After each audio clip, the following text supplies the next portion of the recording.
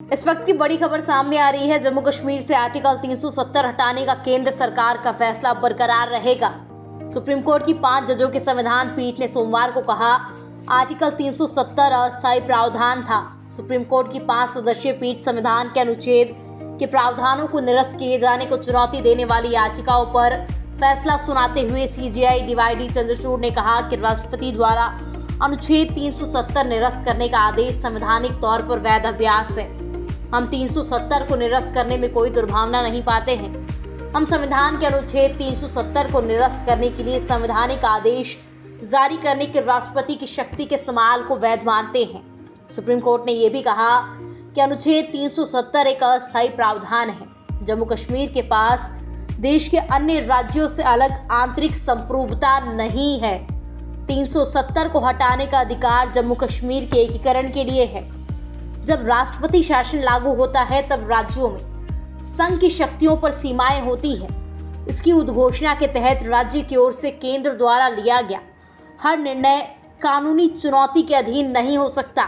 इससे अराजकता फैल सकती है। इसके साथ ही सुप्रीम कोर्ट ने राज्य में 30 सितंबर 2024 तक विधानसभा चुनाव कराने के आदेश दिए। मोदी सरकार ने अपने दूसरे कार्यकाल में 5 अगस्त 2019 को आर्टिकल 370 खत्म कर दिया था।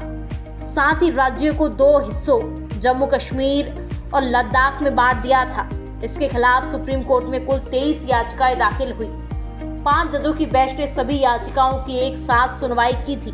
संविधान पीठ में chief justice D Y Chandrachud, justice Gavai, justice Suryakant, justice Kaul और जस्टिस खन्ना शामिल थे। बेंच के सामने लगातार 16 दिन तक चली सुनवाई 5 सितंबर को खत्म हुई थी। इसके बाद सुप्रीम कोर्ट ने फैसला सुरक्षित रख लिया था, यानी सुप्रीम कोर्ट ने सुनवाई के 96 दिन बाद केस पर फैसला सुनाया। सीजेआई ने कहा कि केंद्र की तरफ से लिए गए हर फैसले को कोर्ट में चुनौती नहीं दी जा सकती है। ऐसे करने से अराजकता फैलती है।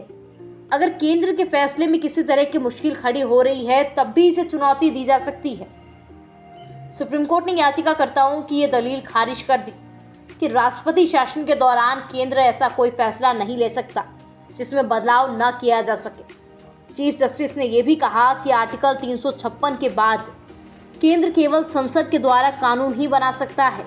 ऐसा कहना सही नहीं होगा। सीजेआई ने बताया कि फैसले में 3 जजों के जजमेंट है। एक फैसला chief justice justice Gavai, justice Suryakant का है। दूसरा फैसला जस्टिस कौल का है। जस्टिस खन्ना दोनों फैसलों से सहमत है।